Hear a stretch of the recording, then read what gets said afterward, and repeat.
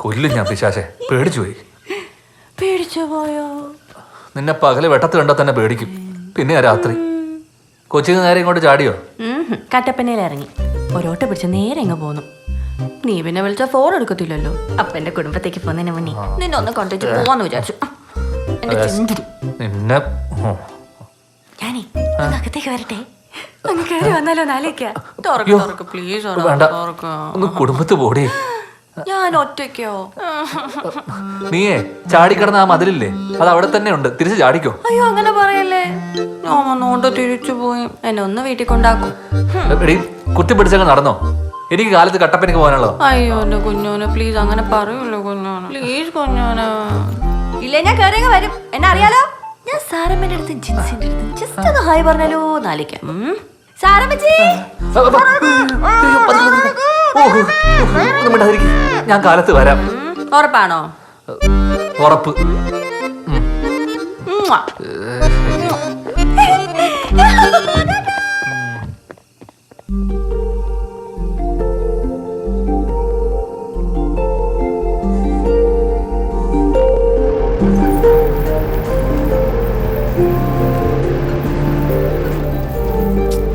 നീ ഇങ്ങനെ കുരുമുളകൊക്കെ വിറ്റ് കാശും സമ്പാദിച്ച് ഓവറായ മസിലും പിടിച്ചേച്ചിരുന്നാ ഉണ്ടല്ലോ പൊട്ടിത്തെറിച്ച് പോകും കേട്ടാ.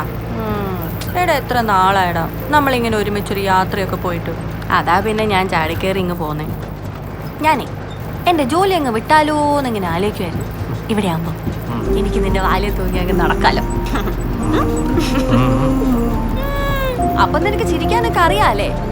പിന്നല്ലാതെ പരിസരം നോക്കാതെ നീ ഓരോ വട്ട് കാണിക്കുമ്പോഴാണ് എനിക്ക് ദേഷ്യം വരുന്നത്.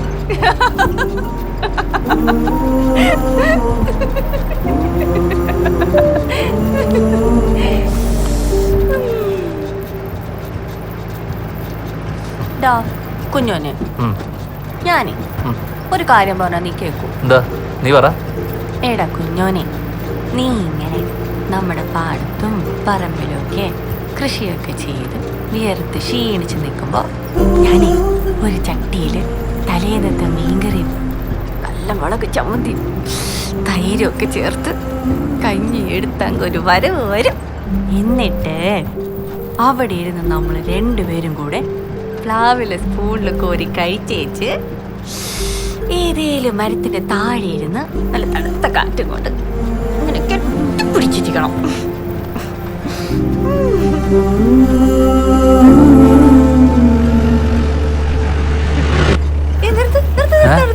എനിക്ക് ഐസ്ക്രീം വേണം.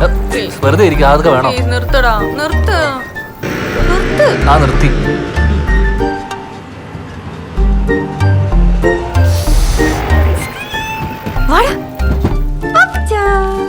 ആൻസി കൊച്ചു ജോലി സ്ഥലത്ത് വരുന്ന വഴിയാണ്. ഞാൻ ഇന്നലെ വന്നായിരുന്നു. ഇവന്റെ ഇപ്പൊ കട്ടപ്പന പോയി വെച്ച് വരുവാ. പാപ്പച്ച എന്റെ സ്ഥിരം സാധനം. ഓ ഇപ്പൊ നിനക്കൊന്നും വേണ്ടായോ? അതന്നെ പറഞ്ഞോ. അതന്നെയാട്ടോ. ഓ ഇപ്പൊ തരാം. എങ്ങോട്ടാ?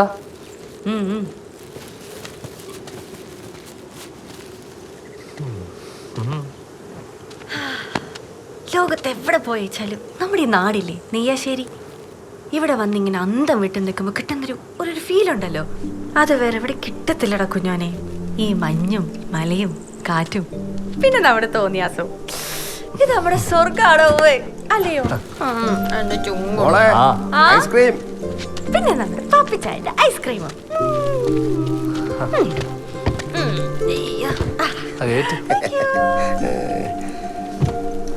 സുഖാണോ? ഓ സുഖം.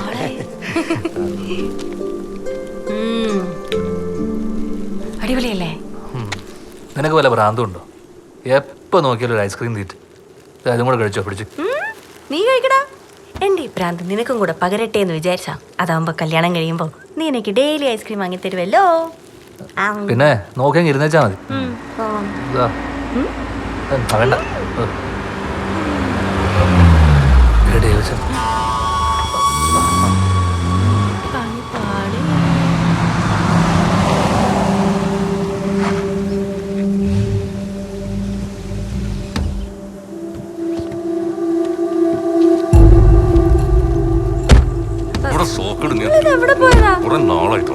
എടി കുടുംബത്തിൽ പോകുമ്പോ നിനക്ക് പറഞ്ഞിട്ട് പോയിക്കോട്ടെ.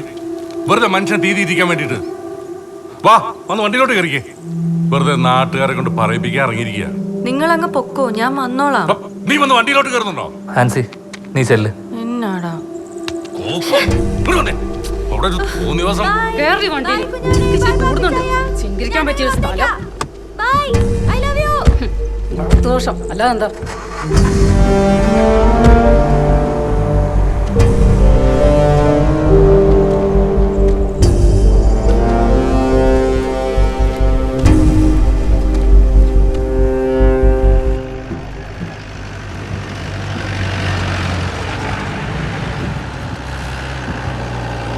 മാത്യു എന്നോട് കളിയിറക്കിയ നിനക്കറിയാല, ബേബിയുടെ തോട്ടത്തില് ആന അങ്ങ് ഇറങ്ങും.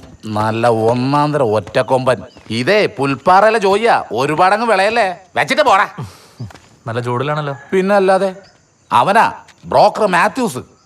ഞാൻ ടോക്കൺ കൊടുക്കാൻ ഏൽപ്പിച്ച 10 ഏക്കറേ അവൻ ബേബിക്ക് കച്ചവടാക്കിന്ന്. പണി കൊടുക്കണ്ടേ? പിന്നെ റവന്യൂ മിനിസ്റ്റർ അവന്റെ ഏതോ മുള്ളിയപ്പത്തറച്ച ബന്ധത്തിലുള്ളെന്ന് പറഞ്ഞ കുന്നായ്മയാ. ചേറ്റ ഞങ്ങളുടെ പാടത്തും പറമ്പിലും കുഴി വെട്ടിയും തടം കോരിയും തേങ്ങ വെട്ടിയും നടന്നവരാ ഈ ബേബിയും ബേബിയുടെ തന്തയും തന്തയുടെ തന്തയും. ജീപ്പിന്റെ വാടകയൊന്നും വേണ്ട റൂവേ. ഇതാ കുഞ്ഞനെ, നീ അന്ന് നാട്ടുകാരും ബേബിയുടെ ഒക്കെ മുന്നിൽ വെച്ച് എന്നെ ജനപ്രിയ എന്നൊക്കെ വെച്ച് കാച്ചില്ലേ, അതെനിക്കങ്ങ് ബോധിച്ച്. നീ മിടുക്കണടാ. വാടാ കേറിട്ട് പോ. അപ്പോ നല്ല വെടിയുറച്ചുണ്ട്. നമ്മുടെ പുഴയുടെ അവിടെ നിന്ന് കിട്ടിയതാ. നല്ല നാടൻ പന്നിയാ. വേണ്ട ചായ.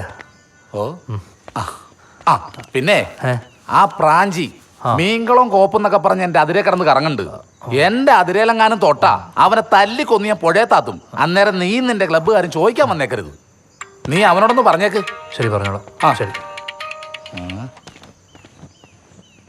ഹലോ,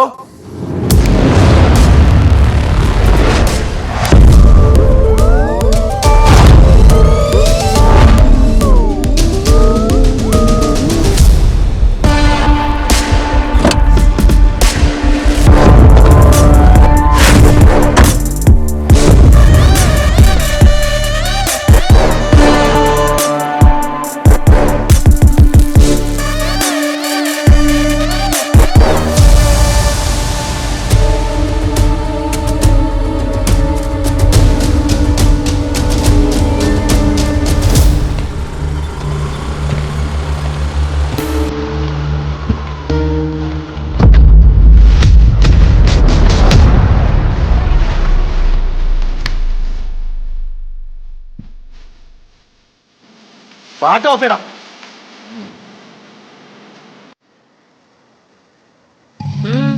ചുമ്മാ നിന്നെ ഒന്ന് കാണാൻ വന്നതാടി. ഇതെന്നാ ചീപ്പ് ഷോ ആടാ ഫ്രെഡി, ചുമ്മാ ഓവറാക്കല്ലേ. കുറച്ചുകൂടെ സ്റ്റാൻഡേർഡ് ഒക്കെ ആവാട്ടോ. നീ ഒന്ന് അടങ്ങ്, നിന്നെ ഒന്ന് കാണട്ടടി. സണ്ണേ, ആളെ മനസ്സിലായ? ഇതാണ് ഞാൻ പറഞ്ഞ മുതല്, നമ്മുടെ ആൻസി കൊച്ചുന്നേ. ഫ്രെഡി നീ മാറി, എനിക്ക് പോയിട്ട് ഒരു പണിയുണ്ട്. വേറെ പണിയാ? നിനക്കപ്പോ വേറെ പണിയൊക്കെ ഉണ്ടോടി? പോടാ. പൊയ്ക്കോ, ഞാൻ വരുന്നുണ്ട് നിന്റെ കുടുംബത്തിലേക്ക്. എന്നാ വേഗം പോരും. ഡേവി ചയൻ റബ്ബറിന് കുഴി വെട്ടാൻ ആളെ നോക്കുന്നുണ്ട്. അല്ല, നിന്റെ അപ്പനും അപ്പന്റെ അപ്പനൊക്കെ അതായിരുന്നല്ലോ പണി. നിർത്തിക്കോ, ഇത് കൊറേ കേട്ടതാ പണ്ട് നിന്റെ പിഴച്ച വായിന്ന്. നീ ജീവിക്കത്തിലടി. നീ എന്റെ നേർച്ചക്കൊഴിയാ.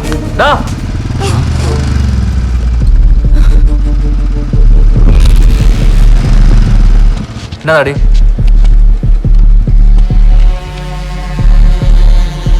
നീ വീട്ടിൽ പോയെ? ഏത് മറ്റടുത്തേക്കായി? നീ ഞാൻ പറഞ്ഞിട്ട് പോയാ മതി. ഞാൻ നോക്കിക്കോളാം.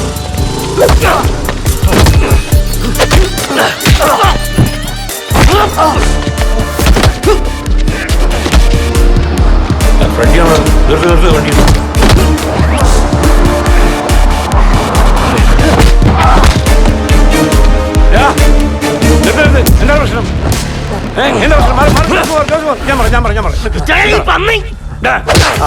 കുടുംബത്തിൽ പോടാ. റെഡി വാ. അച്ഛൻ പറ. വണ്ടി കയറടാ.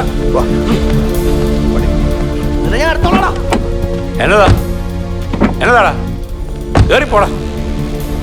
വേറെ ആൾക്കാരെ കൊണ്ട് പറയുകയാണ്. എന്നതാടാ ജോസേ, നീയും തുടങ്ങിയ കച്ചറ, അതും പൊതുവഴിയില്. വ്യവസായത് ഇപ്പൊ കുറേയായി ഓരോരോ പ്രശ്നങ്ങൾ ഉണ്ടാക്കാൻ തുടങ്ങിയിട്ട് ഇവന്മാര്. ബേബി ചാൻ ഓർത്തിട്ട് മാത്രം ഞങ്ങളൊന്നും ചെയ്യാത്ത. പോട്ടെ യോസേ, വിട്ടടാ. ഇനി ഫ്രെഡിയുടെ ഭാഗത്തുനിന്ന് ഒരു പ്രശ്നം ഉണ്ടാവില്ല, ഞാൻ വാക്ക് തരുന്നു. എന്നാ യോസേല്ലേ